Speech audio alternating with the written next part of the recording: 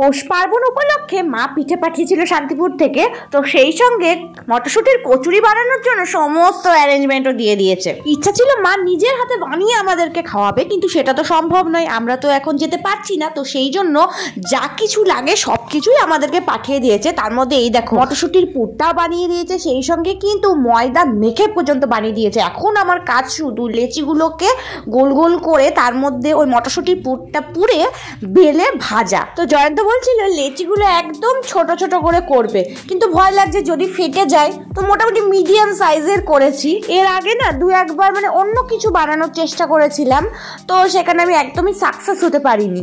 তো এবারে ওই জন্য ভয় লাগছে যে মা এত কষ্ট করে পাঠিয়েছে এবং মটরশুঁটির কচুরিগুলো যদি ঠিকঠাক সাকসেসফুলি না বানাতে পারি তাহলে কি হবে। ফুলগুলো মোটামুটি ভালোই ভরা হচ্ছে, অনেকটাই মোমোর মতন লাগছে। তো একটার উপর আরেকটা তো লেগে যেতে পারে, সেই জন্য আমি আবার একটুখানি অয়েলিং করে নিলাম। আমার যেটা মনে হয় লুচি বা পুরি যেটাই বানাও না কেন, সেটার মেন যে ময়াম দেওয়াটা, মানে কতটা ময়দায় কতটা ময়াম দিতে হয়, ওইটাই আমার মনে হয় মেন। কারণ এর আগে আমি দুইবার লুচি বানানোর চেষ্টা করেছিলাম, কিন্তু ময়ামটা ঠিকঠাক দিতে পারিনি বলে লুচিগুলো কোনোটা গজার মতন খাস্তা হয়ে গেছিল, কোনোটা ঠান্ডা হয়ে গেলে চামড়ার মতন শক্ত হয়ে গেছিল। একটা ফার্স্ট টাইম করতে চলেছি, তো জয় মা দুর্গা বলে মানে শুরু করে দিই প্রথমটা বেলা।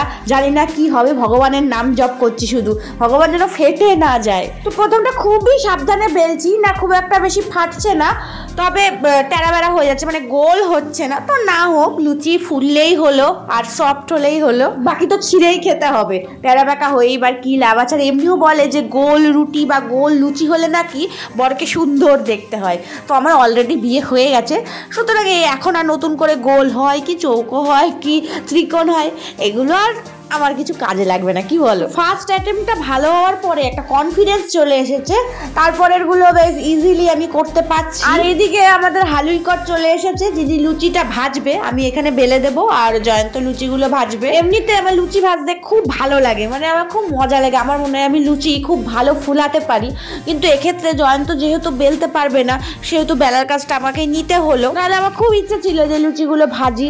আর আমার যেটা মনে হচ্ছে জয়ন্ত লুচিগুলোকে ঘুরিয়ে যাচ্ছে, আমি হলে হয়তো অন্যরকমভাবে ভাজতাম, মানে ডুবিয়ে ডুবিয়ে ভাজতাম আর কি, হয়তো আর একটু ভালো ফুলতো, এটা আমার মনে হয়, আমি শিওর নই। হ্যাঁ, তো জয়ন্ত মোটামুটি ভালোই পারফরমেন্স দিচ্ছে দেখছি। রুটি লুচি মানে বেলে বেলে এমন হয়ে গেছে, এখন আগে আমি শ্বশুরবাড়িতে গেলে লুচি বেলতে হতো না, আমাকে ভাজতে হতো।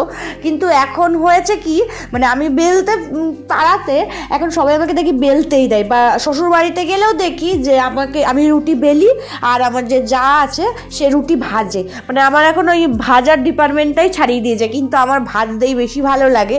তো আর কি করা যাবে, কারণ ওরা আবার বেলতে ঠিকঠাক পারে না, সেজন্য আমাকে ওটা করতেই হচ্ছে। আর এই দেখো কি সুন্দর কড়া কড়া করে মটরশুঁটির কচুরি হয়েছে, দেখছো? আমার তো জিভের জল চলে আসছে, কি সুন্দর ক্রাঞ্চি লাগছে।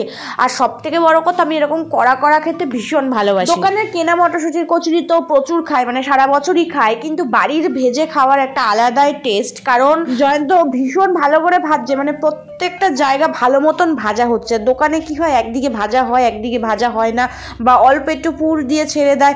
এখানে আমরা তো একদম ভালো করে সুন্দর করে বানাচ্ছি, আর একদম দোকানের মতনই টেস্ট মনে হচ্ছে। তো আজকে রাতের ডিনারটা এইটা দিয়েই হবে। এর সাথে আলুর দম করা হয়েছিল, আলুর দমের রেসিপিটাও আমার চ্যানেলে আছে, যদি না দেখো তো তোমরা একবার দেখে নিও। তো এই যে আমার লুচি রেডি হয়ে গেছে, এই লুচিগুলো দেখে আমরা অনেক বেশি কনফিডেন্স পেয়ে গেছিলাম, তারপরে এক এক করে বাকি লুচিগুলোও করে নিয়েছিলাম। আজকে লুচির ব্লগ তাহলে এখানেই শেষ করি, দেখা হচ্ছে পরবর্তী ভিডিওতে, ততক্ষণ পর্যন্ত বাই বাই।